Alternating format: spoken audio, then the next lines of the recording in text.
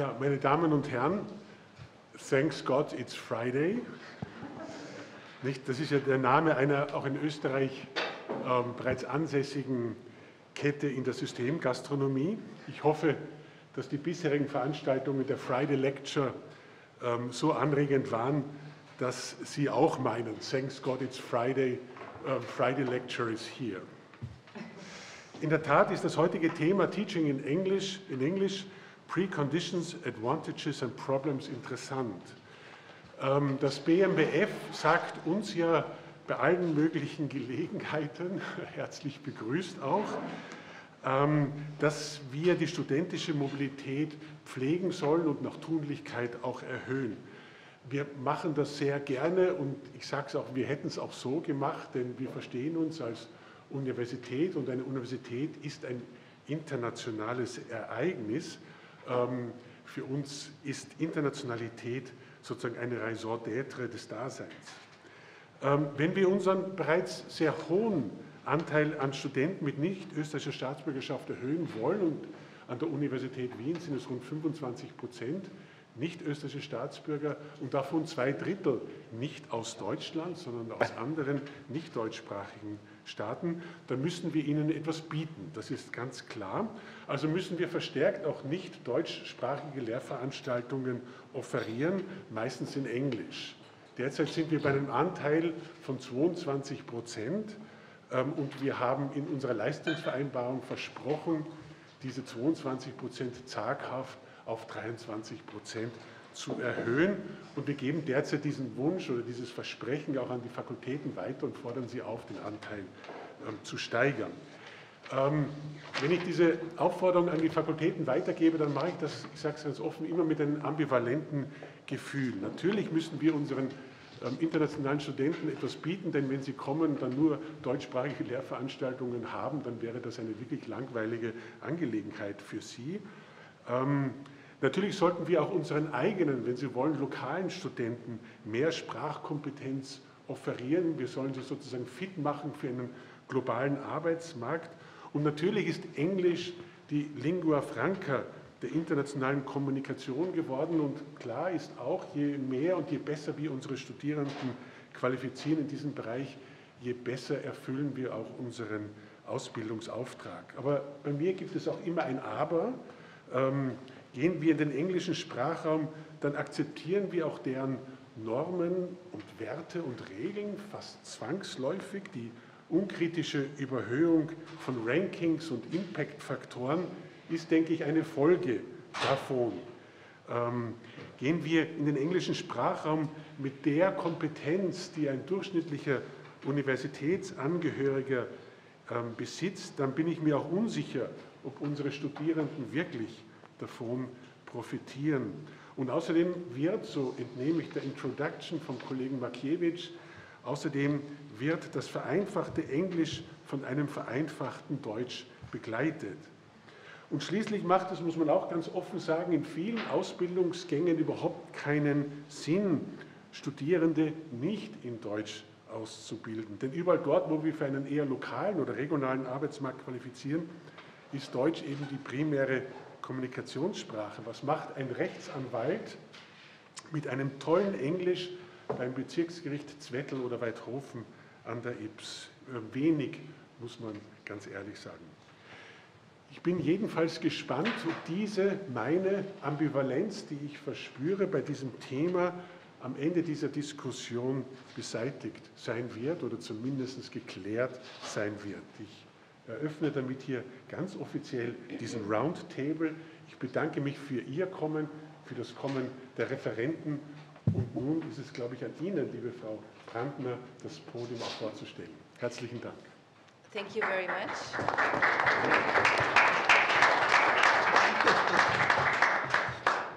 Thank you very much, Professor Heinz Fassmann, for the opening, and let me switch into the lingua franca, into English. The topic of our roundtable discussion is teaching in English, preconditions, advantages, and problems. We have an introductory presentation today by Wolfgang Mackiewicz from the Freie Universität Berlin. Before I introduce him in detail, let me introduce the other participants of our round table today, which will follow, the roundtable discussion will follow the introductory presentation by Professor Mackiewicz.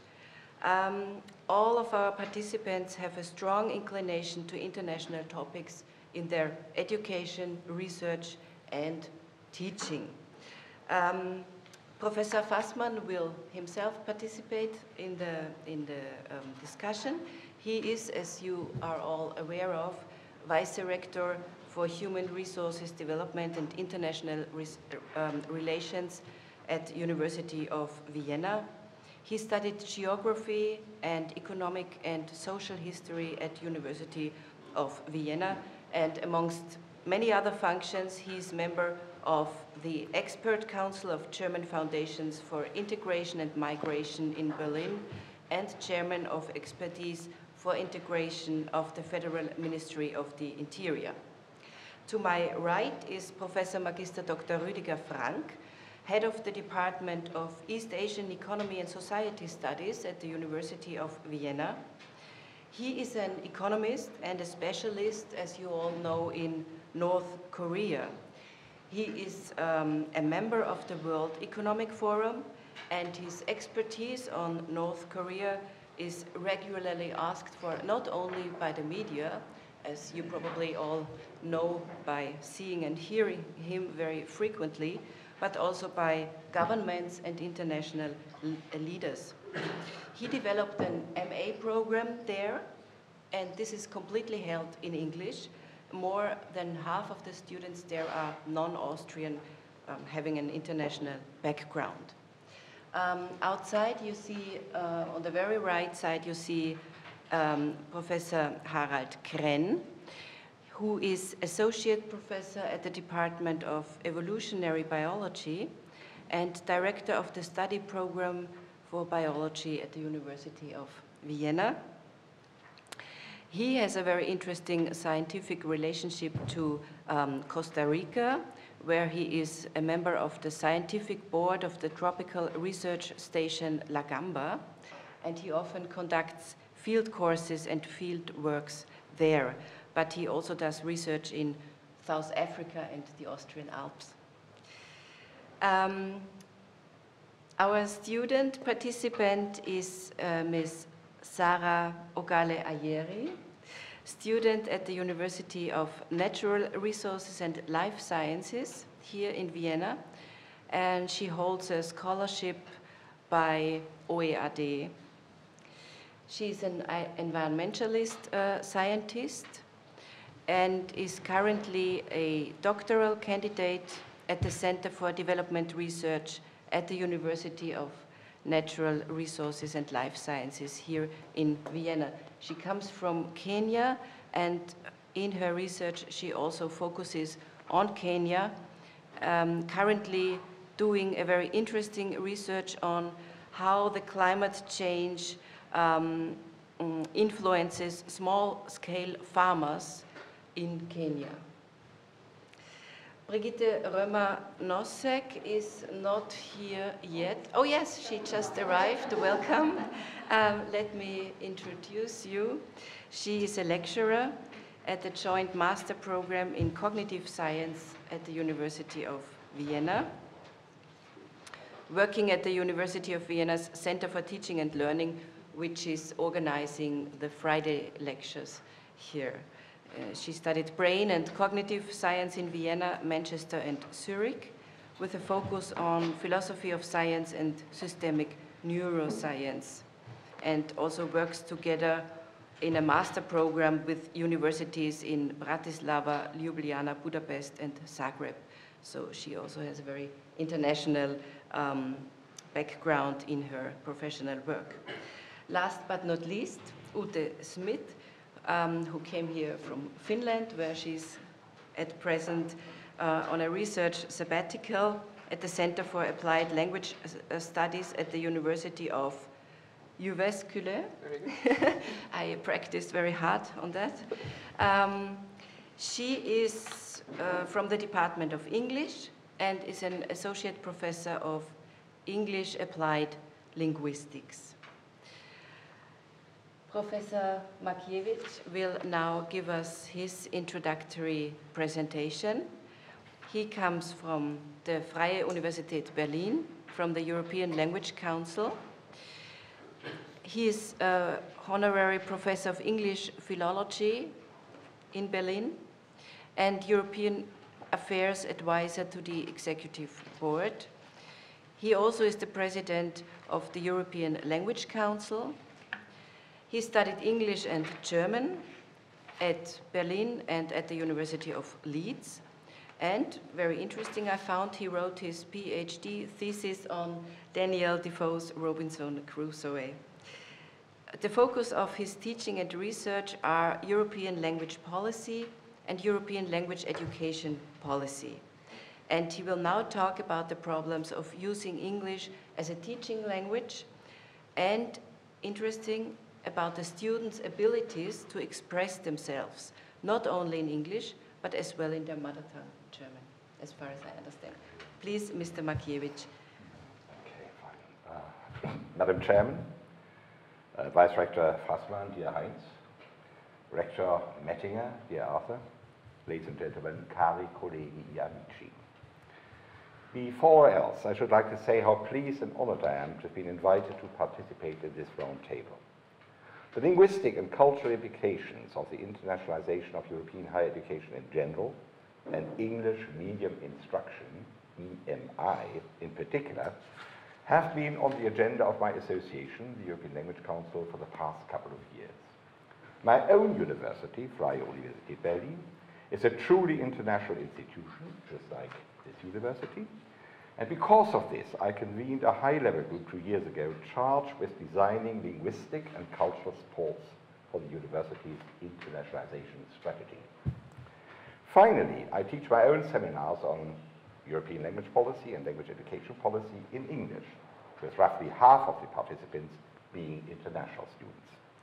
In other words, I'm keenly interested in the theme of the roundtable for a number of reasons. First of all, preconditions. An increasingly large number of European universities and other institutions of higher education have come to regard internationalization, that is to say the presence of international students, teachers and researchers in their midst, as a quality criterion in its own right. The European Commission also seems to subscribe to this view. Admittedly, different universities have different reasons for seeking to attract international students, but internationalization seems to be the order of the day. Not surprisingly, this year's annual conference of the European University Association is also going to be devoted to internationalization. As a matter of fact, the student populations of our universities have changed beyond recognition. More international students and students from around the world. Not just exchange students, but students doing complete degrees. In order to facilitate internationalization, an increasing number of courses and programs are taught in English, especially at master and PhD levels, but also at bachelor level. Needless to say, there are differences between countries and disciplines, but the trend is clear. A factor that contributes to this trend is the internationalization of research in a large number of disciplines, not just hard sciences and technology, but also socio-economic sciences and humanities. Research outcomes are published in peer-reviewed English language journals and are presented at scientific conferences held in English. I'm personally convinced, and I'm speaking from experience, that we cannot take it for granted that home students and international students have an appropriate command of English, even though English has assumed the status of a global lingua franca and lingua academica. Rather, it's necessary that for each program or for groups of programs that are taught or conducted partly or entirely in English, proficiency levels are defined for student applicants. I can well understand that universities are reluctant to erect language barriers that would exclude a substantial number of students from enrolling in EMI programs. Because of this, I think that students have to provide proof of having English at a proficiency level that will allow them to successfully start their studies. However, that would seem to have a number of implications. Those responsible for admission will have to have a clear idea of which commercial English language tests are appropriate and reliable with regard to the program or programs in question. A university may also decide to offer tests of its own, especially to assess language competences acquired outside formal educational settings. English language support should be available, not least so for academic reading and writing. Those responsible will have to define the proficiency level students will have to have reached by the end of a given program. I'm saying this because in the Bologna process, special emphasis was placed on the importance of academic communication competence. According to Bologna, and I subscribe to this view, appropriate communication competence is part and parcel of the learning outcomes students are expected to have achieved by the end of each of the 3 cycles, BA, MA, and PhD. I shall return to this later. Higher education teachers delivering lecture series and teaching seminars in English not only have to have an appropriate command of English to do so, they also have to be able to assess the language quality of minutes, seminar papers, and bachelor, master, and PhD theses written in English, and to offer linguistic guidance and advice. In the high-level group I mentioned earlier on, we conducted a survey amongst our deans of studies to find out to what extent the English language quality of papers submitted by students is an issue. Most of them didn't know. That, of course, highlights another need. Universities have to offer English language courses and other support for lecturers who teach in English, both home lecturers and international lecturers. Universities may also have to consider the possibility of establishing a central contact point that both home students and international students can consult as regards EMI and other languages of instruction. The main point is this: students have to be enabled to assess where they are language-wise and what they have to do in order to perform appropriately. But how the most important point is this: universities have to appreciate that EMI won't be an automatic process. They have to reflect on the implications thereof. I think what we need is a coherent strategy for EMI. Let me now talk about advantages. The advantages of EMI are fairly clear. Universities can attract talented international students even if these students only have a limited command of the local language, such as German. And the presence of a large number of international students at our universities provides an opportunity for our home students to acquire a high level of cultural awareness and sensitivity, qualities that are increasingly required on the labor market. Because of the internationalization of an increasing number of disciplines, students who are considering the possibility of an academic career will have to acquire academic communication skills in English.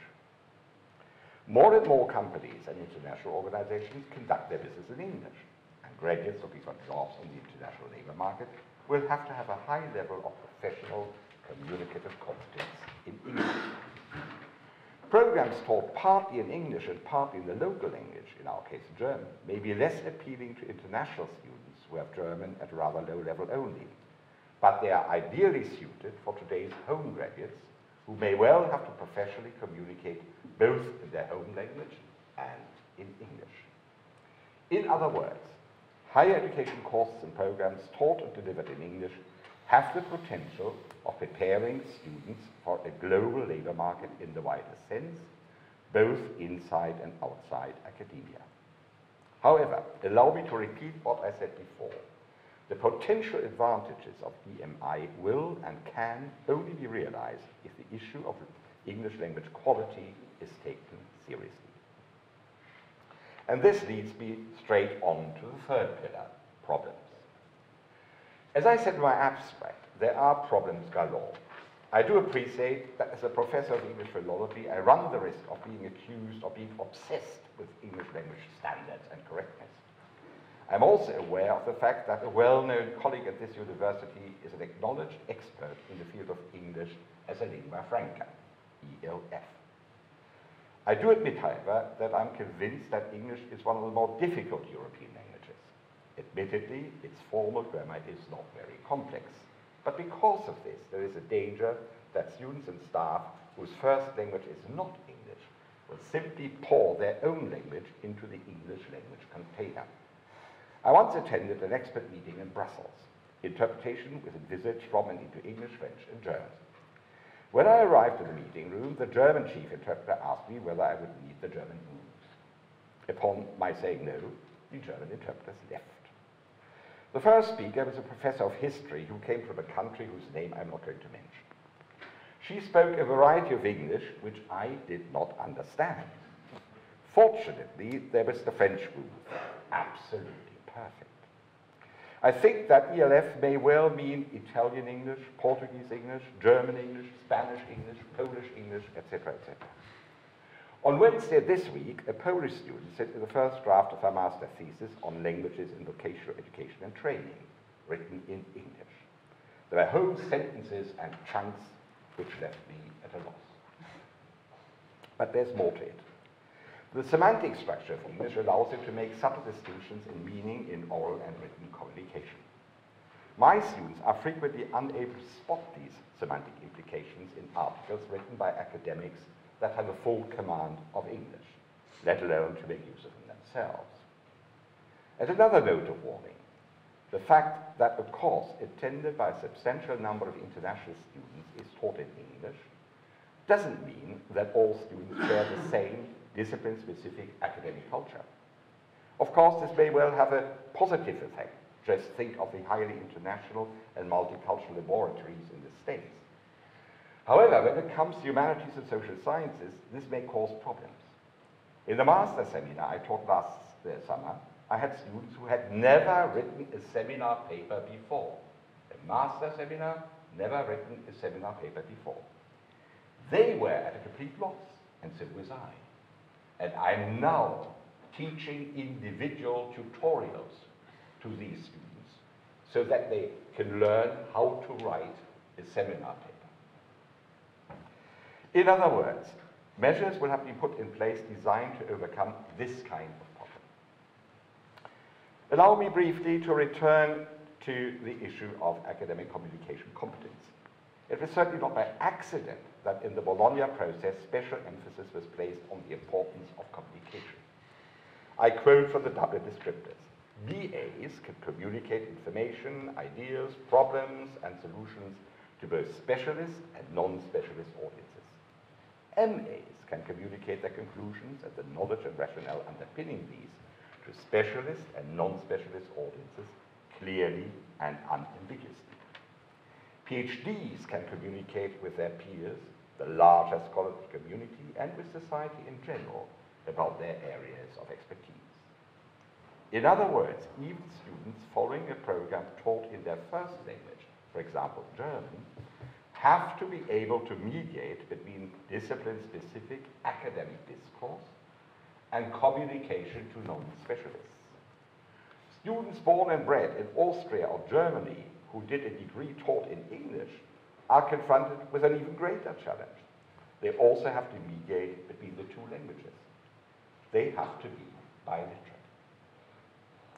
What I'm talking about here is often referred to as transfer of knowledge. Yes, we may have bilingual and international schools, content and language integrated learning, and so on and so forth, but I cannot imagine, for example, that Austrian school teachers will in future teach chemistry and physics, to mention just two internationalized disciplines, in English only.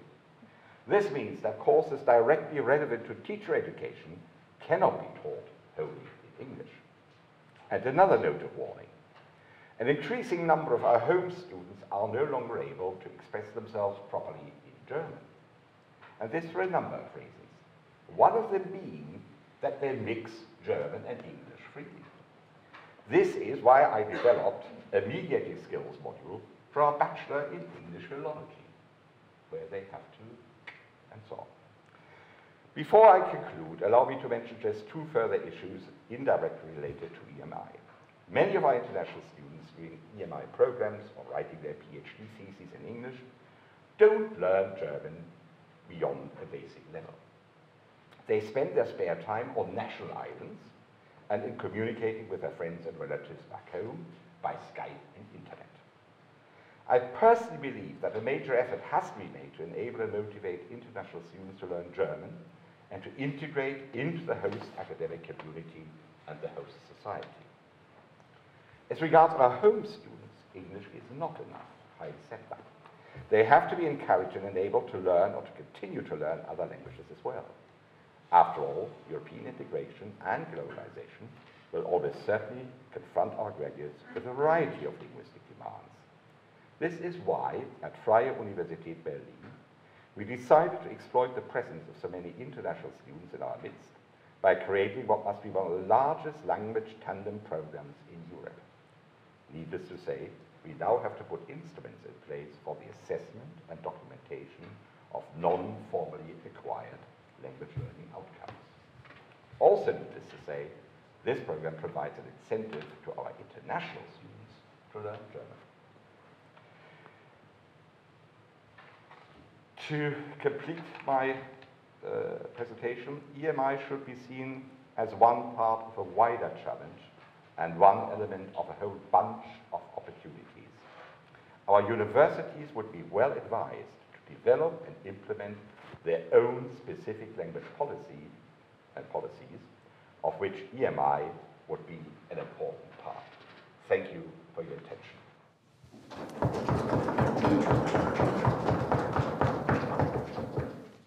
Thank you very much, Professor Mackiewicz, for this very interesting introductory presentation. And I think we have several items which we are going to discuss here. And after the discussion at the podium here, I would kindly ask you as the audience to participate in the discussion. So please listen carefully and then think about questions you would like to ask at the end of this Friday lecture discussion.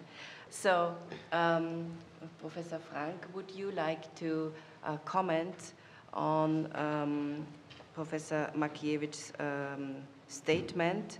You noticed in the introduction that my field is North Korea, and one thing that really upsets me is that usually you have very few people who are experts and you have a large number of amateurs. Now, I'm in a position where I'm asked to talk about an area where I'm not an expert, which is English. So I should state before I say anything else that I'm here speaking to you as a layperson regarding English as a foreign language. I'm not a linguist. I am a practitioner. And this is the foundation based on which I will talk to you today. My experience is obviously twofold. The most conventional part refers to the usual life of a scholar in the social sciences who works on a current and largely international topic. So that means most of my publications, conference participations, functions as an editor, media appearances, and even individual exchanges in professional networks, etc., are in English. The other part of my experience concerns my function as a teacher in an MA course that is taught completely in English in a German-speaking country with many native speakers of German as my students, which creates a somewhat particular situation. Regarding the role of a scholar, just a few comments, also in reaction to what Professor Mackiewicz said. Of course, it is annoying to compete with native speakers, and I use the word annoying because it's really frustrating sometimes. They can invest 100% of their brain power into what they say, all right, whereas I need parts of that energy to figure out how to express what I want to say. So obviously, I am in a disadvantage. I will not expand too much on that part. Let me just say that there is another side to that. Sometimes being forced to think about how you want to express yourself is not necessarily a bad thing. Having access to literature in German, in addition to other languages like Russian and Korean in my case, can be an advantage over mainly Anglophone colleagues who, in particular in the US, do not really have the pressure of learning foreign languages. And you know what? It's incredible to have a lingua franca, no matter what it is. I also want to say that. Finally, understanding bad English is actually a highly relevant skill and should be practiced intensely because, I mean, just pick up the phone and call your help desk. You will perhaps encounter somebody from India and try to communicate. People with whom we communicate, and our students, our graduates as well, in English, will most likely be non-native speakers. Turning to my program on East Asian economy and society. What I found problematic is indeed what has already been mentioned. That's the diversity in language proficiency and the actual effect this has on the visibility of the actual individual skills. In other words, some students appear to be smarter than they are simply because they speak English well, and unfortunately it also works the other way around. I was also actually quite impressed, to say something positive, by our enrollment numbers. My program exists since 2008. It was converted into English in 2011. And I expected the number of new students to actually go down. Interestingly, exactly the opposite happened. The number increased. I'm tempted to say it exploded. And that not only refers to international students, but also to Austrian students. Some of them, they had actually waited until the conversion to English, which I did not expect at all. I thought it's harder, you know, to listen to a non-native speaker is hard, having to express yourself in a non-native language is hard, but obviously, at least regarding the demand structure amongst our students, they really welcome that opportunity. I asked my students yesterday to brief me about problems that they encounter. This is the last part of my few remarks. And I will mention a few of those issues that are obviously of different relevance, but they all matter to my students depending on who we talk about. One problem is the slow pace at which the University of Vienna removes barriers for non-German speakers, for example, on websites, forms, curricula, and other documents. I have a wonderful example for you, but perhaps I save that for later. Anyhow, in particular, if these documents are of a legal nature, my impression is that translations are even shunned by our university. Obviously, the implications of a non-correct translation are quite clear, so they rather play it safe and refer to the German version, which then, of course, my students cannot read. Not least, my international students have difficulties interacting with the university administration. I mean, you have to talk to those administrators, and if they don't speak English, you have a problem. If you don't know who to talk to, you have another problem. My students found it hard to find information on crucial support mechanisms, in particular for non-EU students. We're talking about, you know, funding for students. The system is, of course, naturally biased towards supporting Austrian and EU students, but if we want to be international, we also have to consider that we should also provide to students who come from outside. A big problem we are having at my department at the moment is that courses that are allegedly offered in English are actually offered at least partly in German, which is very difficult for us as the organizers and supervisors because that course is in English.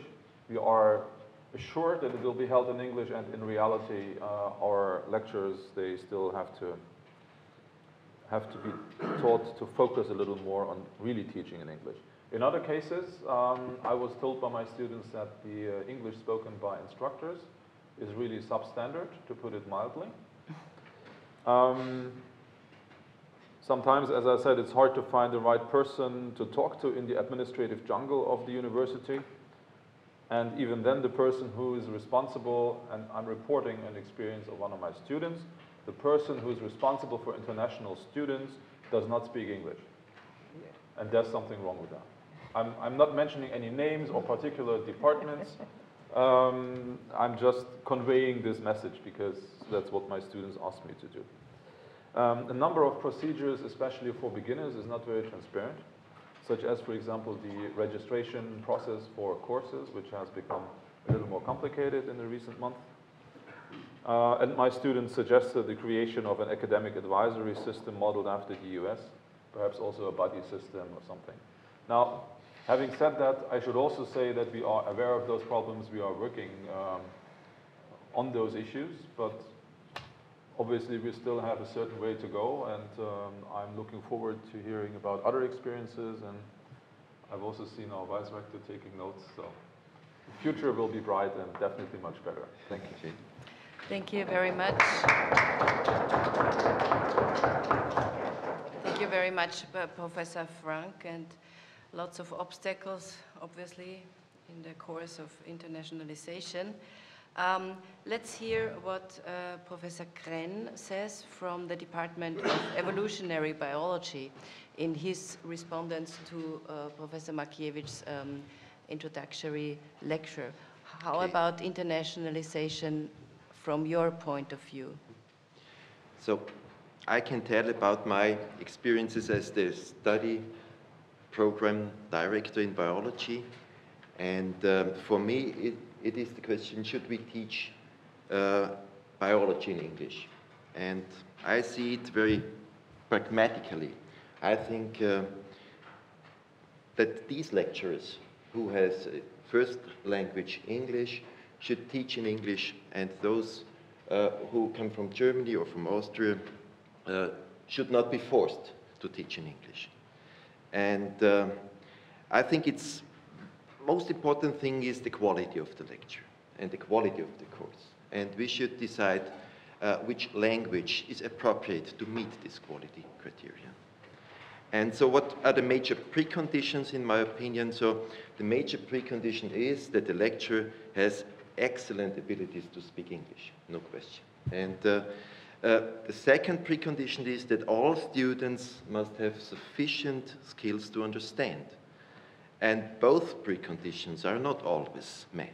For example, for students that came from former East European countries or from Spain or from Italy, I observed that they do not understand English appropriately. And so it's not always the case that we say internationalization can only be done with English. That's not right. So we have also to think about this. And I can speak for myself.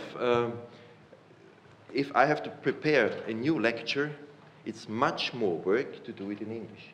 And I'm sure that my lectures are better when I give them in German. And this leads to the problems that I would like to address. I have observed that those lectures that are given in English in biology are not attractive anymore to the students. So many colleagues told me that after they switched from Germany to English, they tried to switch, the students were gone. So, yes, and the students were not prepared to listen to English lectures. This is one part of the explanation. The other part probably is because the lecture became worse. And they are not enthusiastic anymore. The precise wording is lost. And so the lecture becomes boring. And this is probably the reason why the students are gone. So this is one of the problems, of course. And one of the advantages is clear, because in biology, as in all other sciences, from the natural sciences, English is the only language that is taught internationally, and all publications that are relevant are written in English, and all conferences that are relevant are conducted in English, so there's no case. And therefore, we have to practice English with our students, so they have the ability to join these conferences and they write their papers in English, so no problem. But I should also mention one of the major disadvantages if we would change to English. So if we would switch our complete program in biology into English, I think in the future we would lose German as a scientific language. And this has importance, I think. And we should be aware that we should also be able to communicate with society here in Austria. And also, especially in biology, I see many issues where we have the duty to talk to this society. And So my conclusion, again, we should be pragmatically. That means we should change some of our master programs, and we started already with changing some of our master programs, but we should not change our bachelor students, bachelor program. We should carry on to teach the bachelor program in German, and we should not forget about the Lehramtsausbildung, teacher education. This should also be in German in the future. Thank you very much. Thank you.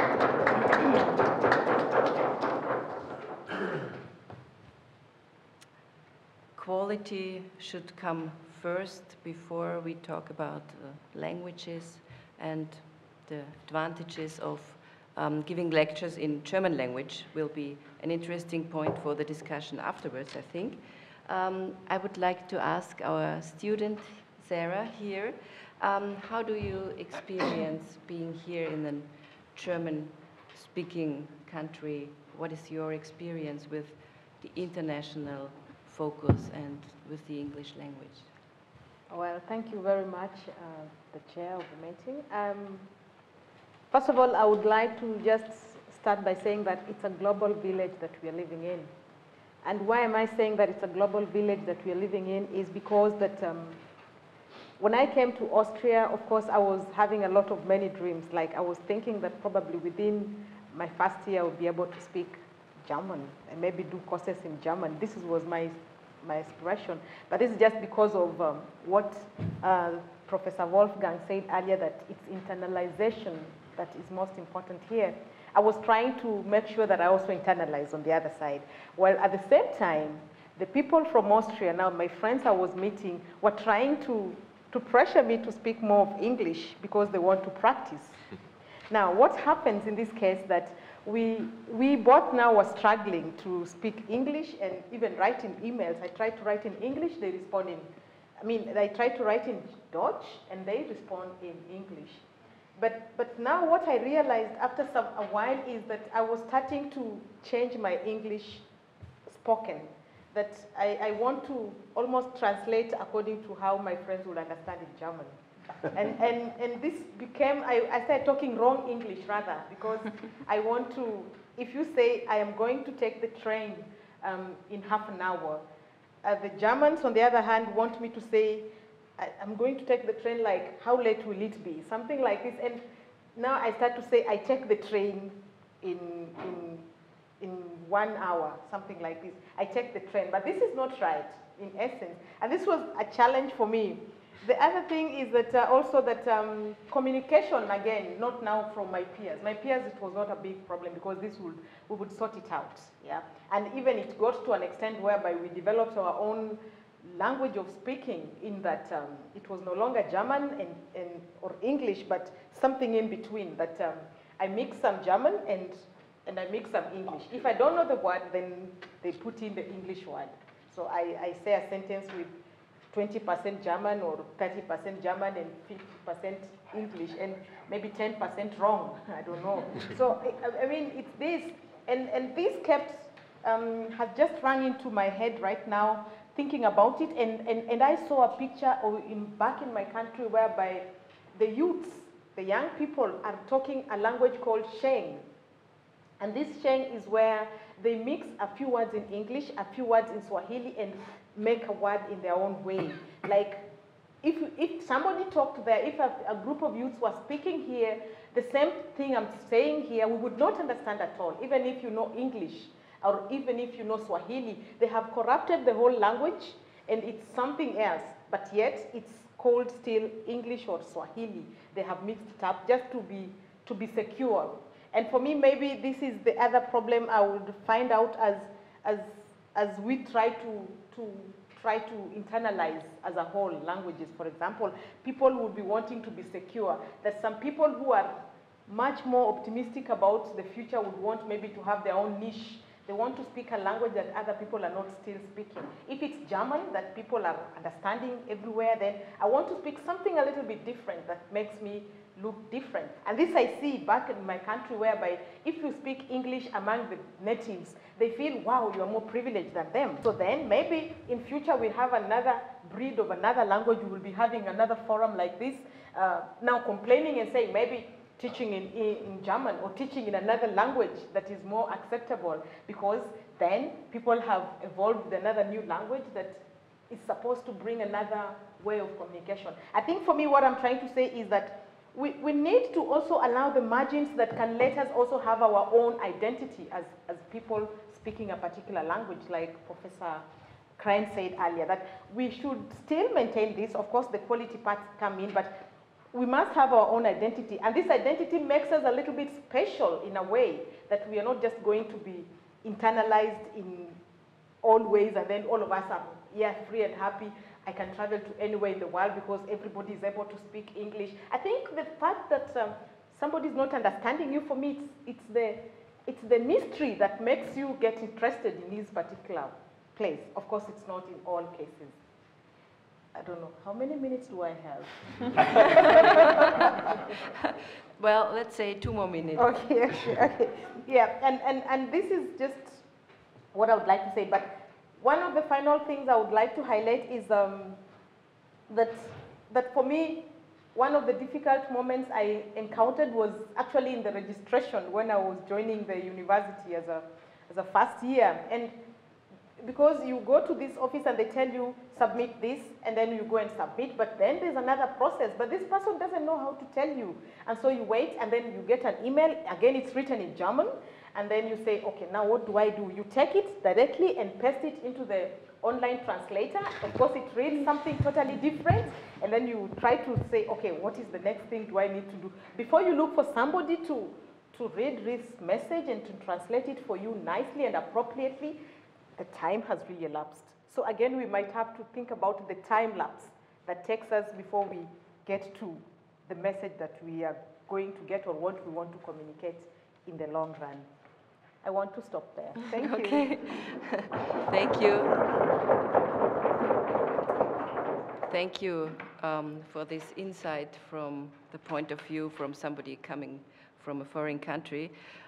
Maybe we would need language tutors for foreign students here.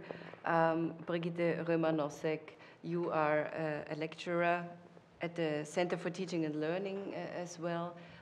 What is your point of view on the teaching of English? Well, I would like to present a case where I'm teaching. It's a cognitive science program, master program, and it's not only interdisciplinary, but it's also international. And I must confess that at the point when we developed the curriculum, the fact that it was interdisciplinary gave us much more of a headache than the fact that it was going to be very international. So it's international in two respects. First of all, we have international partners at Bratislava, Ljubljana, and Zagreb. Budapest is a bit of a problem right now. I mean, you know all what's going on in Hungary right now. And we may have a new partner in the future very soon, maybe the University of Krakow. So this is, our students have to go on mobility in the 3rd semester of their studies, and they can stay for 1 or 2 semesters at one of the partner universities. So of course, all of the partners have to provide courses in English for this diverse group of students. Additionally, in Vienna, initially we started out teaching only the core courses, which were sort of ours in English.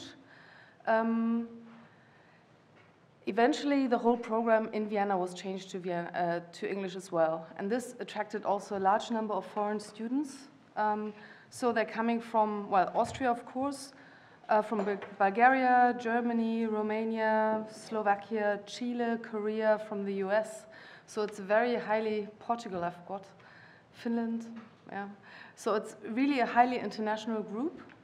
And they have to apply in English, so we assume that they are able to speak English. And I must say there's also no additional support for them in English. what really helps them, I think, is that they come to Vienna. They don't know anybody but each other. So, of course, this is their first peer group, and this is the network they build up. This helps them a lot because they're in a group where they have to speak English, also the Austrians and Germans. And it's also very good for the study program because what do these students do? I mean, all day they study together and they continue the conversations overnight. So when you come to the seminar, you very often see that there has a long, deep debate going on, the camps are clear, and so on, and you have very, very engaged students. I said there is no explicit language support for them. But of course, implicitly, we try to take up this problem of them being on very different levels of ability in speaking English. So of course, there's the native speakers coming from the US. There is students that are really excellent in English. I mean, much better than I am. Then there are students that have really problems. And in the first 2 semesters, we kind of have a hidden curriculum for them. And the first semester, the hidden curriculum is kind of like make them talk. And in the second semester, which is not compulsory for everybody, but still it's kind of make them write in English, of course. So you said I'm from the Center for Teaching and Learning also. So of course, we have some didactic considerations in that. So we force them to go into interdisciplinary groups, and automatically they're also always international groups. And it's rarely so that a group is only composed of people coming from a German-speaking country. So usually they have to do their presentations, have to prepare them in English. And what we also do is we have a kind of peer teaching, so they have to, in a, well, kind of supportive session for the introductory lecture, they have to talk to each other and explain central concepts to each other, which is really good for understanding the central concepts of the course, of course, but it's also a very good means of making them present in English just very, for brief periods, like 2 or 3 minutes. And this really is a good practice for them. In the second semester, it's not a compulsory course, but we offer a course where we also put a strong focus on writing. And we don't expect the seminar paper at the end of the semester, but already in the middle of the semester. And have then a kind of guided review where they get, well, basically a long questionnaire, have to read each other's paper, give each other feedback. And my colleague and me is Elisabeth Zimmermann. We teach together this course and the other one as well. We also give them a feedback. And based on this feedback, they can rewrite the paper. And this has 2 effects. First of all, I mean, it's a big quality effect, of course, because in academia, we don't just write down a paper and that's it. But usually we go through several cycles of rewriting. But also through this review process, students see how other students are writing. At least when I was studying, I never saw other students' papers. I had no idea whether I'm a good writer or a bad writer. I got a mark in the end, but I had no idea what I did well or what I didn't do well. So we try to address this issue here. And I agree with you, you said before, that writing is really an issue. And I think it's really not only in English. Maybe in English it's even easier because at least in a discipline close to natural sciences, we can sort of always withdraw to take some phrases we find in papers all the time. Well, but that's what's happening anyway very often.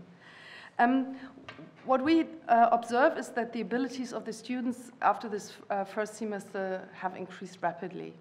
So every single person feels confident afterwards to present in English. It's really amazing. And there's only rare cases where you think, okay, somebody may really, really have problems and not make this program.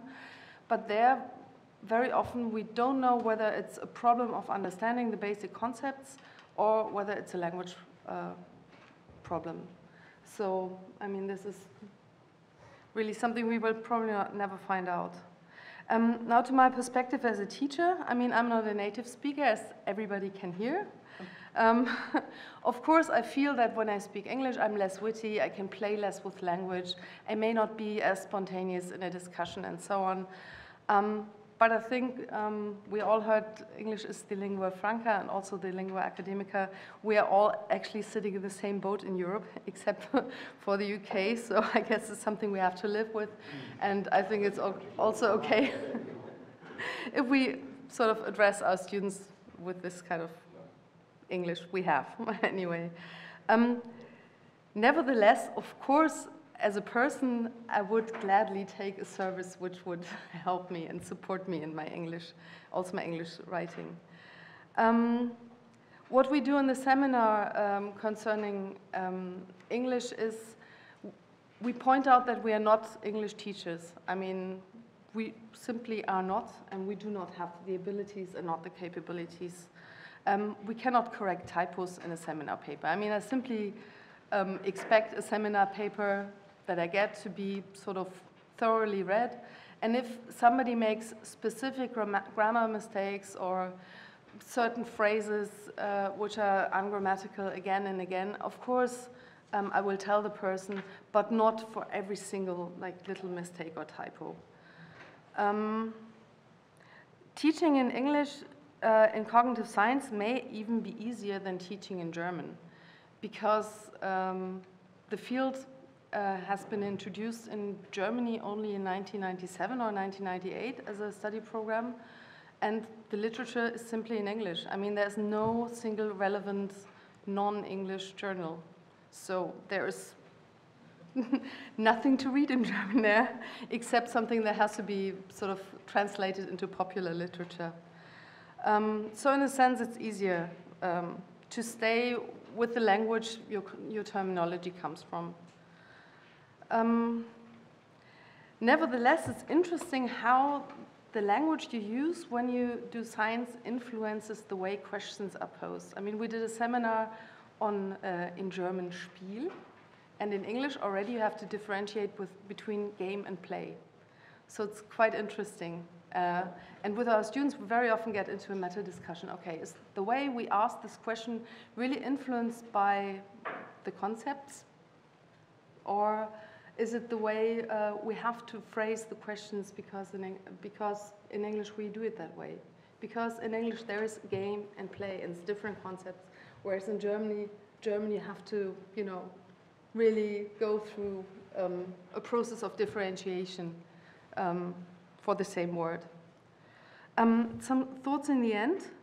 I agree with Professor Frank concerning the administration issue. I mean, it's not what I was invited for here, but we have a coordinator, Elizabeth Zimmermann, and if she would not do the whole administrative issues, take care of the students, be the sort of first point of contact, I mean, I don't know. I mean, it would not be possible to run this program. It wouldn't exist, simply.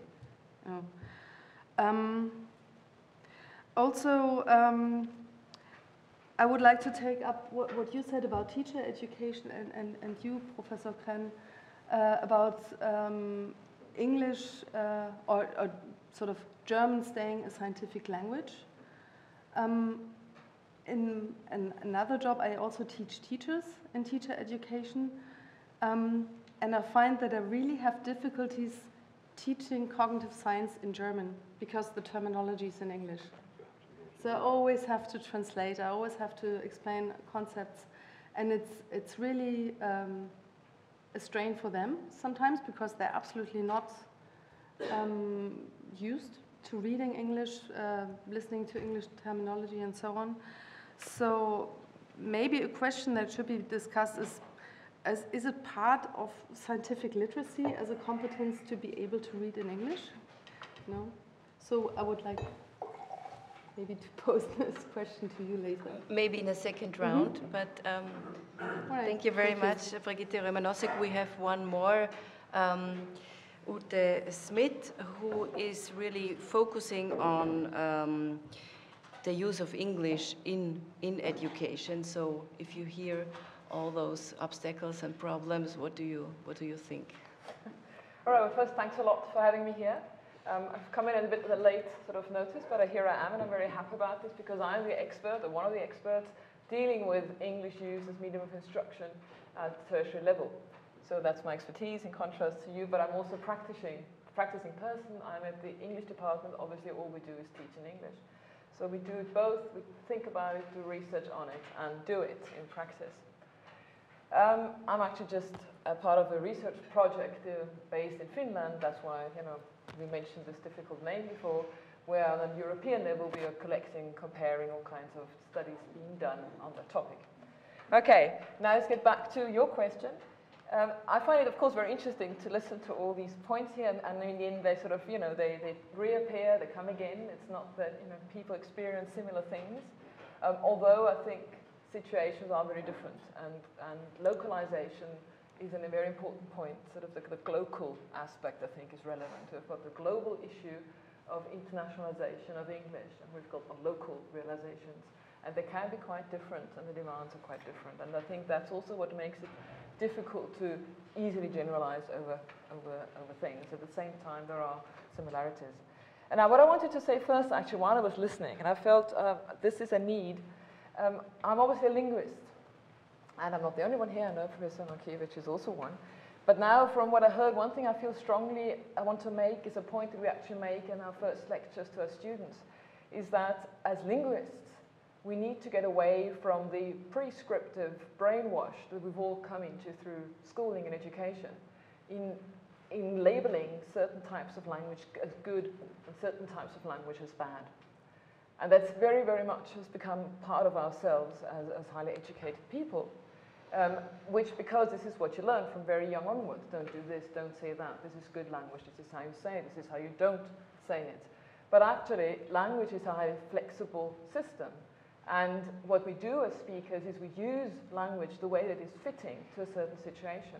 And language generally, not one particular code that somebody has identified as English, or another code that someone has identified as German.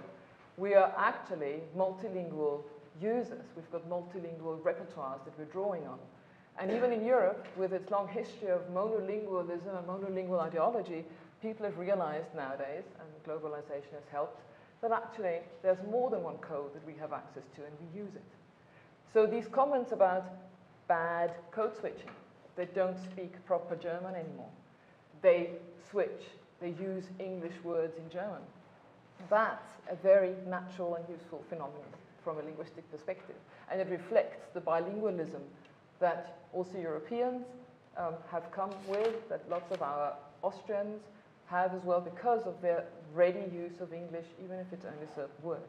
So I think that is an important point to keep in mind. It's not necessarily bad if it doesn't fit to the standards that we've grown up with and that we've sort of accepted in a way as truth. I think that's an important point that I want to begin with. Because, and now I switch over to the focus here, namely using English in education at tertiary level. What we have here in this international context, we have multilingual people, users, learners, and teachers.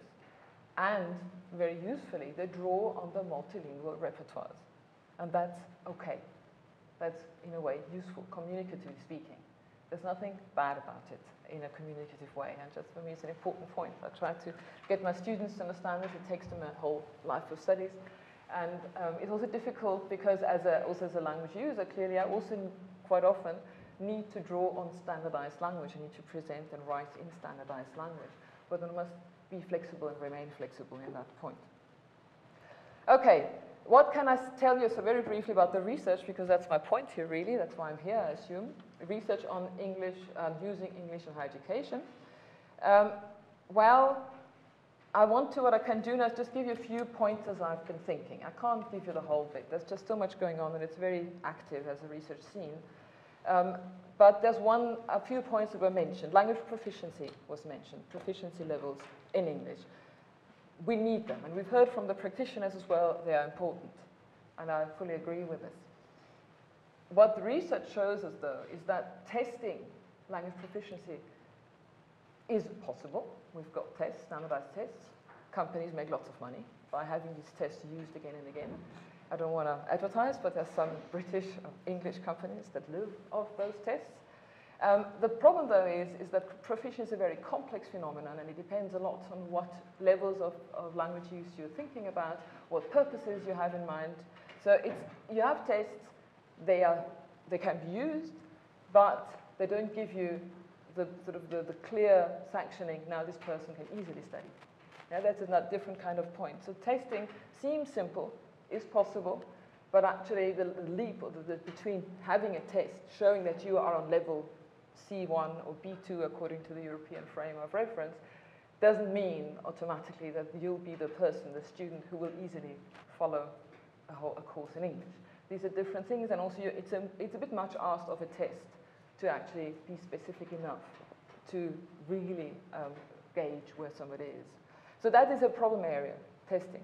Another reason why it's difficult, not only because proficiency is so complex, it's also because what is being tested. And here we're going back to the native speaker norms. And I'm moving on to the next topic area. Professor Mackiewicz already mentioned that we have at our department a leading expert in English as a lingua franca, my colleague Barbara Seidelhofer. Not only is this obviously makes Vienna into one of the centers of this research area, but it's also a very important point to keep in mind when we talk about tertiary education and language use in there. What is being tested, to get back to the tests, are native speaker norms. That is already an abstraction, because there's not the native speaker. There are there are millions of native speakers with very different types of language backgrounds and varieties. But those native speaker norms might not be particularly relevant for somebody studying chemistry or nuclear science or whatever type in Finland, for that matter, or here in Austria, because language might be used in a very different way. So the norm we're testing for might actually not fit, really. Okay? So here's another problem area. You see research usually tends to describe problems rather than offer solutions, but I think that's what research is also there for. So we have this issue of what are we testing and what is it used for. Now, my own research area, and also what many people do, is we actually look at language use and discourse itself, moving away from only outcomes, so what can people do, also how do they actually make communication work in a spoken and written way, because we feel it is a very dynamic process that needs dynamic research formats. And there we see, and here move on to another point, namely the idea of being intelligible, being comprehensible. Intelligibility is not so easy a yes or no phenomenon. Another one that's not so easy. We all have our own sort of experiences we can draw on of not having understood whatever, an Italian speaking English or a Chinese speaking English or an Austrian speaking English if you're not from Central Europe. We all know these frustrating moments of meeting somebody also using English and you just have real trouble identifying words that this person is saying. True. But that does not mean that there is an easy way to say, this is bad English, what the other person is doing. The point really is that intelligibility is a joint effort. That's what research shows as well. It's not that that person's English is in an abstract way, in an absolute way bad. It's that it's very different from what I understand, what my expectations are. So basically, intelligibility is a joint project. Maybe again, personal experience will have also taught some of you, you will kind of think back to those examples. For example, the first time you might have heard an Asian speaker of English, you might find it very hard to follow. Should you have a lot of contact with Asians or the Chinese speakers of English, suddenly you realize it's easier. And it's not because they suddenly become better, more closer to you, but your own understanding of different ways of pronunciation becomes more refined, more careful. Easier for you to tune in with the other person. And so it sounds so easy to say these people speak bad, therefore they must become better. The real trouble is that it's not that it's not necessarily of more or less good, but it's a question of very different, and we have to find a way to get closer to each other. And actually, in reality, and this is what English as lingua franca research is showing, people do that. They do learn to understand each other, but it needs time. As what you said before, actually, you mentioned you need time to develop, for example, an understanding of what does it mean to write the paper, what does it mean to give a presentation. And I think that's one thing that people have to, that also program directors need to be very aware of. if you open up, if you want to have an international program, with all the many advantages we've heard of, you must also give the development time. And that's part of the learning process, which is also a good part of the learning process, because that's what globalization means, is that we meet people with very different backgrounds, and yet we want to engage in research, in work, in whatever it is. So we need this extra time that we are given. Time is one issue, of course, not just time in terms of extra hours, but we can help by moving away from only focusing on the language to also including the pedagogy. And that's another point we want to make. Actually, you've heard about this now, this English as a Medium of Instruction label, MI-EMI, which is a label widely used. I would like to introduce another one, which I think supports the more holistic kind of look at it, namely integrating content and language, ICL, because the point really is you need to be integrative in your programs. It cannot only be change over to English, make sure the lecturer's English is at a certain level, make sure the student's English is measured at C1, B2, whatever it is, and here we go. This is not enough. And again, your example, I thought was very interesting, because you mentioned giving the time to peer, to the pair work, basically, explaining concepts to each other. This is all the sort of, actually, as a language teacher, I would say this is language teaching pedagogy. Very much focusing on interaction, on communication. How can we develop concepts jointly? So it's also a different kind of approach. Okay, I know. Okay, I'm getting there. All right, so this is another area I think that's very important. It's more than just the language. And the last thing that I want to sort of pick up on really is the, wait, I lost my track, is the idea of, no, I lost it, what I wanted to say.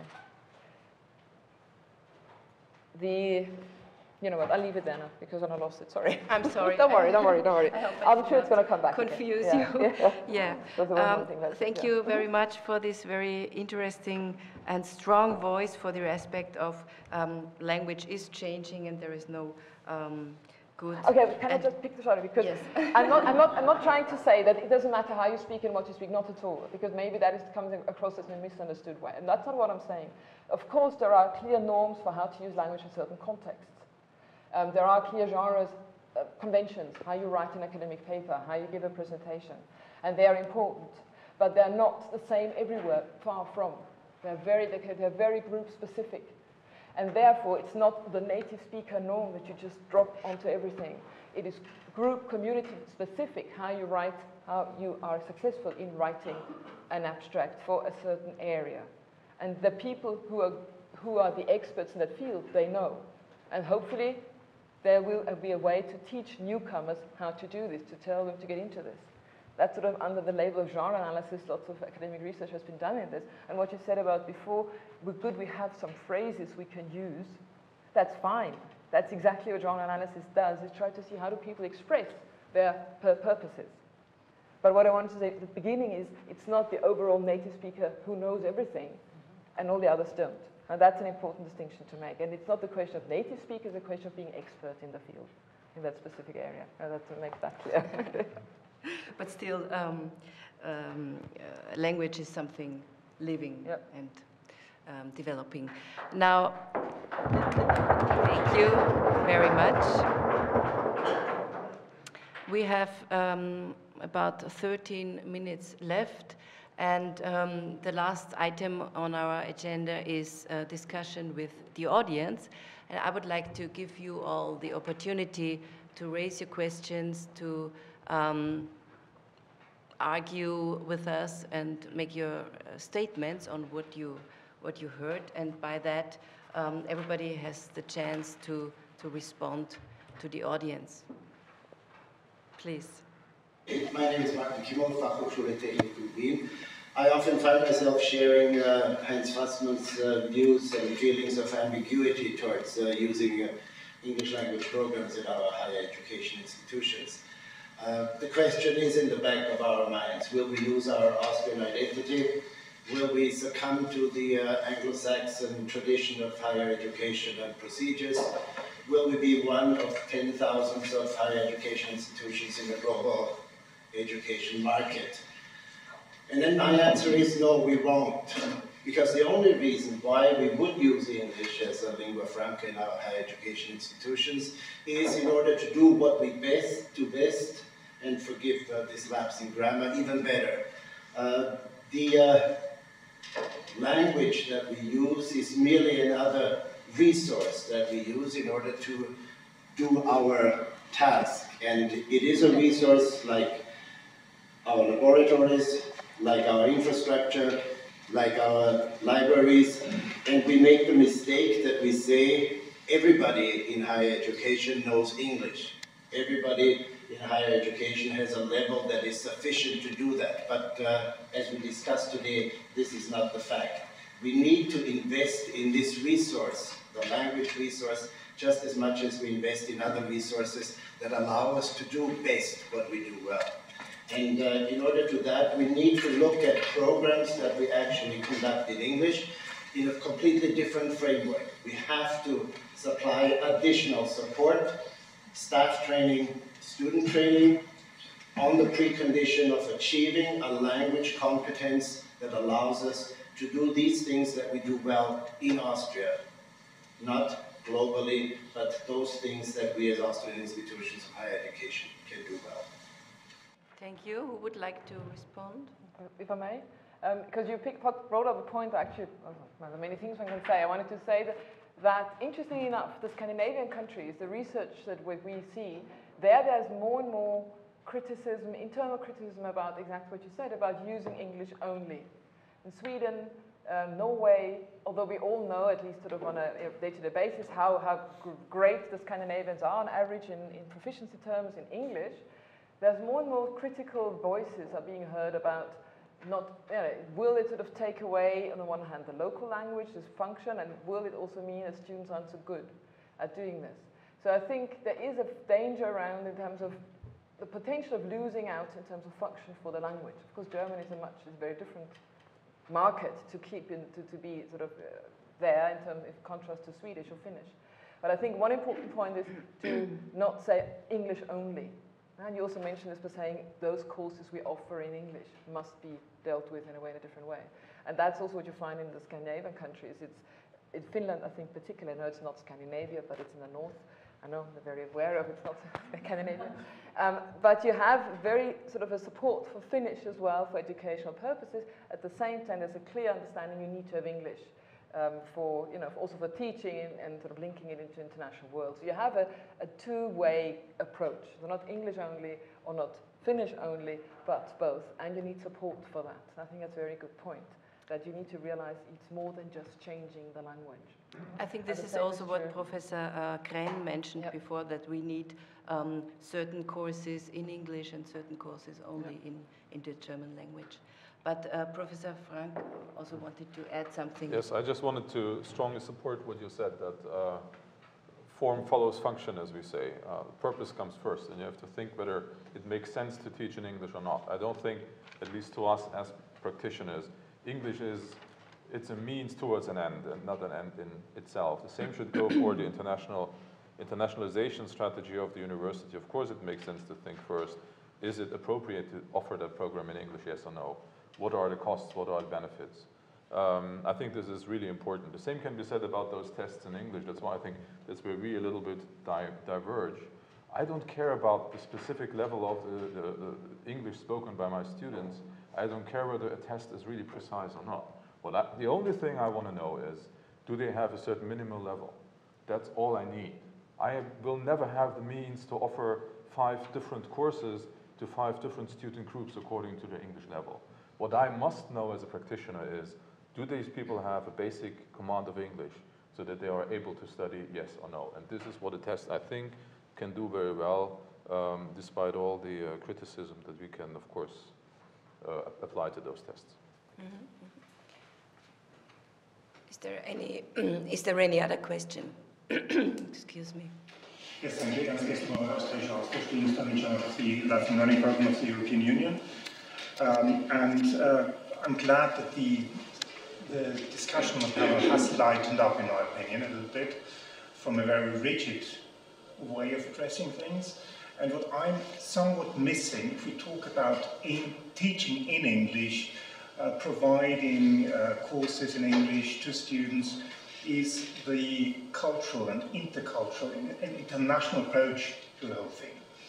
We quite often see a very rigid way of, well, we are in one country, we teach something in English, but we do not get across the international atmosphere. And this is something I find rather difficult, and which we see with our Erasmus students, where, I mean, the whole thing starts with how people on the panel are addressed. Very Austrian. And we need to get something else across. If we don't provide, if we teach in English, if we don't provide small group tutorials, I think a good deal of students, of international students, will be somewhat puzzled. Why isn't that there? Because that is part that comes with the language in teaching, it comes with a cultural background. And this is something which I think we need to reconsider when we talk, when we just convert our courses from our own language into English or into another language. And all of you, you've been in discussions in different languages. If a discussion in English is conducted totally differently by the same people who are equally as proficient if they talk in German or if they talk in French. And this is something that is difficult, I think, that needs to be respected and needs to be reflected when we provide courses in English and provide courses in other languages, and let alone all the other things that have been said about different groups of international students. But I think that is important, which we need to see as service providers, which we are as universities, which we are, in my case, as agencies, trying to promote internationalization. I think that's something which we need to bear in mind. It's a bit more than just the tool, as it's mentioned, or means to an end of English. It's more than the language, it's more than the language proficiency, and we need a bit more. We need a more cultural and international approach. Thank you very much. Professor Fassmann wanted to respond to that. No, not respond to that, because that's a very general issue. No, I want to give my impressions, lessons learned. Maybe you can correct me when I should learn other lessons. One is that we could define, or we can define, a general strategy, language strategy for the university. That means maybe do not teach a bachelor in English except in English studies, or concentrate foreign languages in master, especially in doctoral courses.